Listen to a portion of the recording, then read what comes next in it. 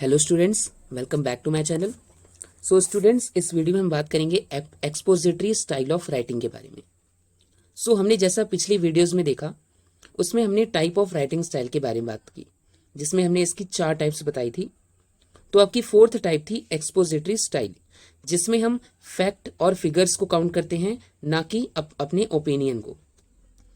चलिए इसे स्टार्ट करते हैं। So it is a style of writing which is used to explain, describe, give information or inform। तो ये एक तरह का राइटिंग स्टाइल है जिसमें हम चीज़ों को एक्सप्लेन करते हैं, उस चीज़ के बारे में अच्छी तरह से डिटेल में डिस्क्राइब करते हैं और इन्फॉर्मेशन देते हैं। The text is organised around one topic and developed according to a pattern और कॉम्बिनेशन ऑफ हैपन्स। तो इसमें जो आप बात बताते हैं, उसमें किसी एक टॉपिक के ऊपर सारी बात ऑर्गेनाइज होती है कि हमारा मेन सब्जेक्ट क्या है और उसमें कौन कौन सी चीजें हुई हैं। So the proper organisation of the text is essential.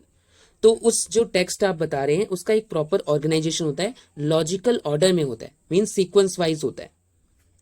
Next, definition of expository writing.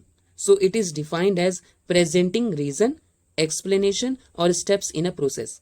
Means चीजों को रीजन के साथ प्रेजेंट करना, उसको एक्सप्लेन करना और बिल्कुल स्टेप बाय स्टेप चलना। Logical order is used with appropriate sequencing of ideas और स्टेप्स इन अ प्रोसेस। तो लॉजिकल ऑर्डर में हम बात को बताते हैं, एक्सप्लेन करते हैं, ठीक है, सारी चीजें स्टेप्स में चलती हैं। Effective expository writing contains a main idea, supporting details and conclusion.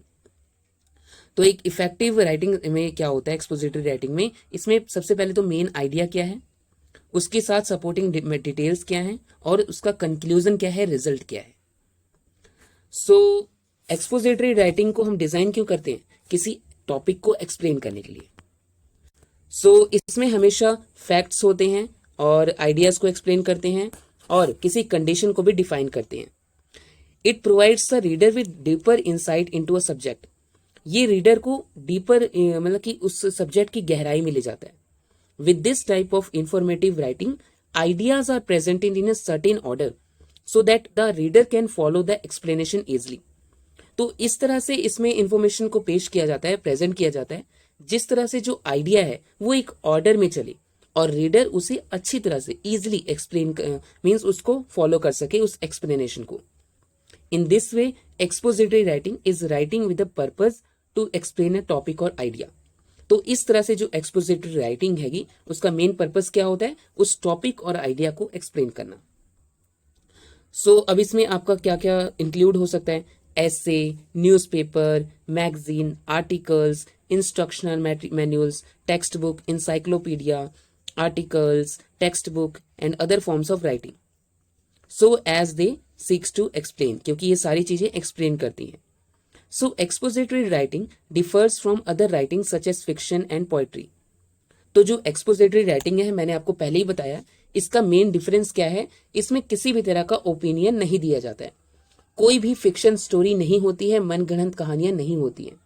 इसमें जो रियल ट्रूथ है, जो रियल फैक्ट्स और फिगर्स हैं, जो मीन्स जो सच्ची घटना है, वो उसके बारे में बताया जाता है।